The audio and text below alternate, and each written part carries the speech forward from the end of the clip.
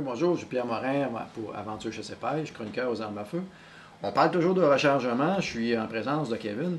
Kevin, a un aspect qu'on oublie souvent au niveau du rechargement, c'est notre environnement de travail. L'endroit où on va faire notre activité. Je pense qu'il y aurait du matériel à donner, il y a de l'information importante qu'on pourrait donner. Qu'est-ce que tu pourrais nous donner comme conseil au niveau de cet environnement? C'est souvent négligé, comme tu le dis. C'est important d'avoir un endroit, si possible, dédié. On n'a pas toujours la possibilité d'avoir un endroit dédié, mais un endroit dédié avec une bonne base solide, un bel espace de travail net. On commence pas à sortir 3-4 sortes de poudre OK. pour faire juste un calibre, parce que c'est la plus belle source d'erreur, c'est de se tromper de peau, ne pas s'en rendre compte, et on va s'en rendre compte largement quand on va arriver au chantier.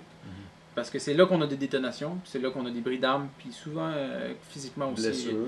Exactement. Puis si vous n'avez pas de chance, vous n'allez pas vous blesser vous allez blesser quelqu'un d'autre.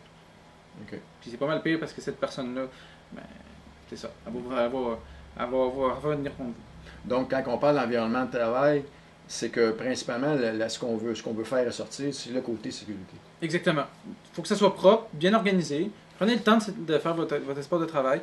Ayez des bons matériels.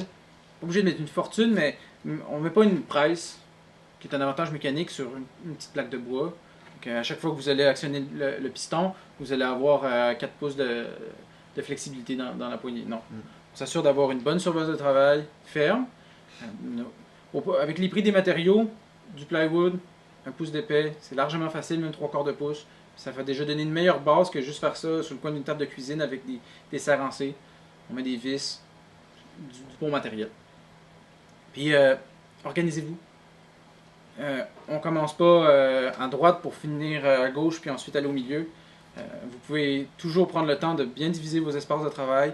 Essayez de séparer la préparation des douilles avec l'assise finale des boulets, histoire de ne pas avoir des morceaux des copeaux de cuivre qui rentrent partout, qui vont rentrer dans les dailles et ainsi de suite.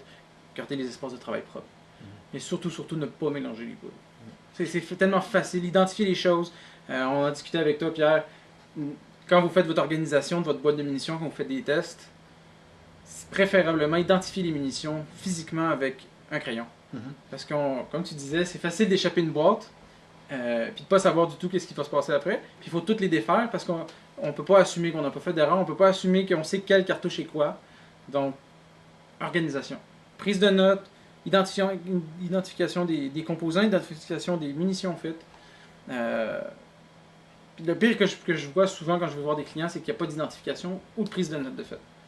Si vous découvrez une très belle recette qui marche très bien pour vous, vous avez des performances étonnantes, mais vous ne l'avez pas pris en note, vous allez avoir un gros problème. Donc si vous voulez un truc personnel, moi personnellement j'écris physiquement sur mes douilles au feutre, qui n'a pas du tout d'impact sur la qualité de la douille, ça va partir au polissage après, la charge en grain. Comme ça je suis sûr de qu'est-ce que tu... Si vous échappez vos munitions par terre, ouais, vous allez être capable de les remettre dans la boîte et de les réorganiser exactement. Donc, pas assumer qu'on fait pas d'erreur. En cas de doute, ça arrive. On va faire 50 munitions. Si vous avez un doute sur la dernière, vous ne vous souvenez pas ce que vous avez mis dedans, c'est pas compliqué, c'est encore le temps de la vider, puis on recommence à zéro tout simplement. Okay. Un aspect aussi qu'on doit envisager, on va essayer de favoriser un endroit où on va pouvoir se concentrer, parce que c'est un travail de concentration. Donc, on ne fait pas des munitions en regardant la télévision, on ne fait pas des munitions en jasant avec ses copains, on ne fait pas des munitions en chicanant nos enfants parce qu'ils tournent autour. Donc, ça nous prend quand même une certaine tranquillité pour être capable de se concentrer sur les différentes étapes de rechargement. Le pourquoi, si possible, trouvez-vous une pièce dédiée. Okay. Vous n'avez pas besoin d'un espace gigantesque. Il existe amplement de presse et d'autres composants qui sont facilement montables et démontables sur des petites surfaces. Okay. Si vous avez des doutes, des questions, communiquez avec nous. On va pouvoir vous aider à trouver des composants qui sont plus facilement déplaçables, mais vraiment la tranquillité. C'est pas le temps de le faire à minuit le soir. J'ai déjà fait l'exercice à regarder aussi sur Internet. C'est peut-être une des occasions où là, on peut vraiment se fier sur Internet. On peut avoir différents plans de tables de travail ou d'aller voir simplement Google Images sur des tables de travail. Ça peut nous donner beaucoup d'idées justement sur comment aménager notre environnement pour que ce soit convivial, que ce soit utilisable. Et avec ça, on est capable de se faire un bel environnement sécuritaire. De travail. Même souvent, on passe par-dessus ce choix-là, mais un coffre d'outils.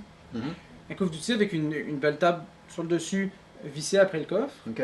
C'est facilement déplaçable, on a du rangement pour nos outils, puis ça prend pas nécessairement une gigantesque place. OK. Bon, mais très bon conseil, Merci, Kevin. Pierre. On te remercie beaucoup. C'était Pierre Morin pour Aventure Chasse et Pêche. Merci.